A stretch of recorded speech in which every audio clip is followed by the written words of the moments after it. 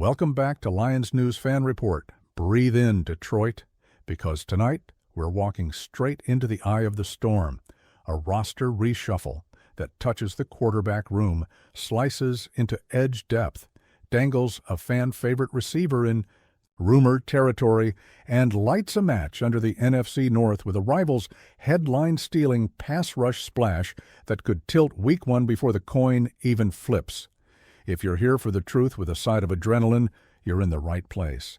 So let's get blunt.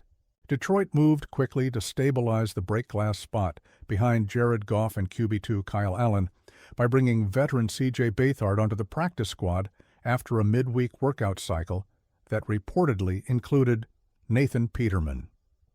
On the surface, it sounds small. Goff is locked, Allen is settled.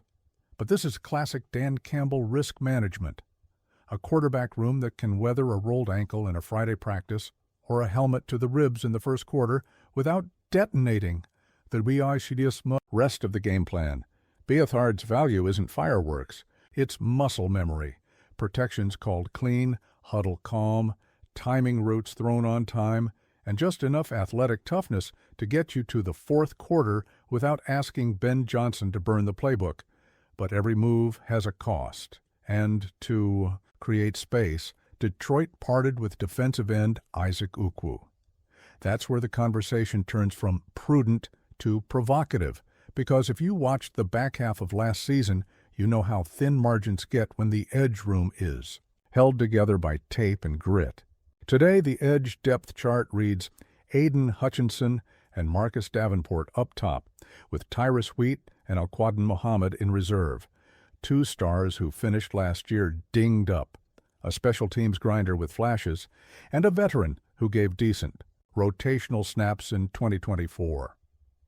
It's not panic, but it's a red light blinking in the corner of the facility. If one domino falls, the pressure packages you love against Jordan Love and company start to narrow. Practice squad insurance isn't bottomless either. Andre Carter, too, is intriguing length and motors. But the other bodies with him are interior types, not true edges. That's why the Beathard for Ukwu trade-off lands differently than a typical PS tweak. Detroit solved a theoretical problem at QB3 and nudged closer to a tangible risk at a premium defensive position just days before a statement game. If you live and breathe Honolulu Blue and this kind of real talk is your fuel, smash that like, subscribe to Lions News Fan Report right now, and drop a quick one pride in the comments. Your support keeps this community loud and fearless when it matters most. Now pivot with me to the other half of tonight's anxiety, the whispers around Khalif Raymond. You don't need me to sell you on Khalif, third down money routes, momentum-flipping returns, unselfish routes to spring teammates. He's been the duct tape that holds drives together when the script goes sideways. But roster building is a chessboard, not a shrine, and rumor season says Detroit is at least listening on Raymond, because two young wideouts popped in the preseason and showed real timing with Goff. That's not a shot at Khalif. It's the uncomfortable math that comes with a roster trying to transform from good to inevitable. Add another wrinkle. Craig Reynolds looked capable of absorbing return duties in live reps. If special teams can be covered by committee, and your emerging wideouts can run the full route tree, the front office suddenly has optionality. Do you cash a mid-round pick from a WR-needy team to reload elsewhere? And there will be calls. It's not hard to picture Dallas ringing after a depth hit, the Chargers shopping for reliability behind Justin Herbert, Baltimore craving a steady WR3 to stabilize Zay Flowers' usage, or New Orleans looking for a grown-up in the room next to Chris Olave. None of that means Detroit is selling. It means Brad Holmes is doing what the best GMs do in September, pricing the market while his locker room understands the standard never changes. If Raymond stays, you're deeper and more dangerous. If he goes for value, it's because the staff believes the young legs can carry the middle innings of games, while Amon Ross, St. Brown, and Jameson Williams set the ceiling on Sundays. Open question to you. Would you flip Khalif for a pick that turns into defensive line insurance next week? Or is the marginal gain not worth the chemistry you lose at 3rd and 6 with the season on the line? Which brings us to the part of the show that makes your pulse spike, the rival power play. Call it a shockwave, call it a flex, but the NFC North. Rumor mill has been burning with talk that Green Bay is loading up its pass rush in the most dramatic way possible. Micah Parsons in green and gold. Now, caveat city, until ink is dry, it's speculation, but it's loud speculation. And the smoke matters because the Packers have a history of acting like a team that smells its window opening with a young QB and a nasty defense. Even on a snap count in a debut package, Parsons ruins protection slides, wrecks timing, and forces you to devote a 6th hat to the rush when you'd rather be punishing them with play action. And yes, this is the absolute worst week to be juggling that particular fire.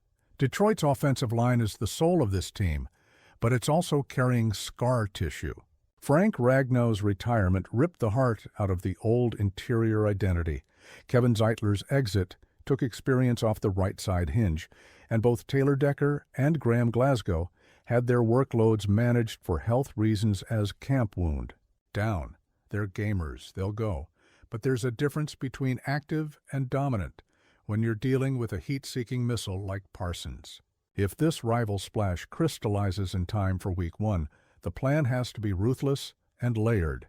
Get the ball out in 2.3 seconds, marry wide zone to screens that punish over pursuit, chip with tight ends without telegraphing it, and use motion to keep Parsons guessing where the landmark is. If he's only on the field for 20 snaps, make every one of them a seminar in frustration. Make him run, make him think. Don't give him the straight runway to Goff's sternum he thrives on. So here's where all the threads tie together. The Beathard move is about floor, seasonal stability, situational control, never letting one injury pull the rug out. The Ukwu cut exposes a ceiling risk, pass rush depth that's one rolled ankle away from limiting Aaron Glenn's blitz palette. The Raymond conversation is leverage. Can you turn a beloved role player into the pick that becomes the 4th edge or an interior disruptor without hollowing out your offense's trust? And the Packers' chase for Parsons, if it lands, is urgency, a reminder that nobody in this division is waiting for you to be ready. Detroit's response can't be timid. It has to be precise. Elevate an edge this week to keep your rotation fresh. Play with tempo early to force Green Bay's fronts into base, lean into St. Brown as your chain mover, and give Jameson 2 early, manufactured touches to stretch the shell so Gibbs can knife through light boxes. And don't forget the hidden yards. If Reynolds is truly ready to own return duties, steal a first down there. If he isn't, don't force it. Hand it back to Khalif and let a pro's pro swing field position while the phones keep buzzing in. The background? If you're feeling this blueprint and want daily, no-nonsense Lions breakdowns, hit subscribe and turn on notifications right now. This channel lives for weeks like this and will be live for the instant reaction post-game. Back to the mission. Week 1 isn't a referendum on Brad Holmes or Dan Campbell. It's a snapshot of how well Detroit handles chaos. The difference between good teams and great ones is what they do when the plan gets punched in the mouth. Great teams turn volatility into opportunity. They take a practice squad QB addition and use it to stabilize prep. They convert a tough cut into roster agility. They stare down a rival headline and make it irrelevant with discipline and detail. That's the standard now. No more cute underdog energy. It's grown man football, and the rest of the league knows it. Goff has the keys, Ben Johnson has the map, and your locker room has the scars that become armor. The third down packages will tell the story. If Detroit keeps the offense on schedule, if the edges hit rush lanes with violence and control, if special teams flips one field on Sunday, you walk out 1-0 and send a very loud message across the division. Your move, Detroit. Are you ready to turn all this noise into a roar? Drop your score predictions below and tell me, keep Khalif at all costs or cash the chip for pass rush depth before the window shuts. One pride. Let's go win a football game.